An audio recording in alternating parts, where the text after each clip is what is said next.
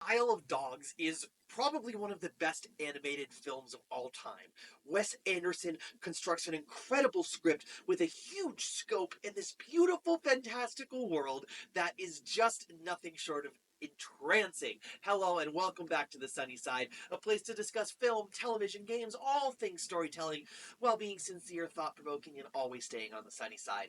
My name is Evan B. Thank you so much for watching. Today we're on day 9 of our Wes Anderson binge. All binge long, we've been going through Wes Anderson's filmography, discussing storytelling, character technique, his aesthetic, and why does he tell these stories he loves telling, and just diving in to one of the greatest directors of the modern era. With that being said, let's dive in to Isle of Dogs. I set up at the front. Obviously, it's one of my favorite animated films. I am nothing short of just in love with this film. I think it is darn near close to perfect.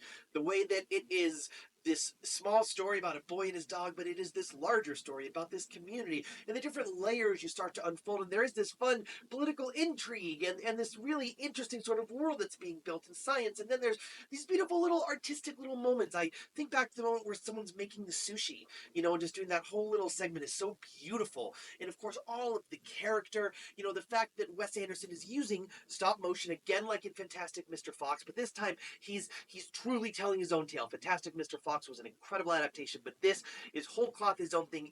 And you can really tell that the world is all built around this incredible idea. You get such a sense of place, you get such a sense of character. All of the actors, of course, are doing great work, and this is at the time now in terms of Wes Anderson's sort of longevity and lifespan. He has become an actor's director, and having this huge list of A-list celebrities coming in, especially doing all this great voice acting, he obviously is able to get great performances out of them. He seems to work really well with these actors, and they all give beautiful, heartfelt, complex, funny, humorous, weird, off, exciting, perilous, scary sometimes performances for this animated film. I mean, I think if, we think back to the beginning of animation, right, way in the early 1900s, and you have Walt Disney and all that kind of stuff, if they could imagine that this is what that was going to turn into. It's just sort of mind-blowing to go from the beginnings of animation and just music to animation and these cute little moments of joy and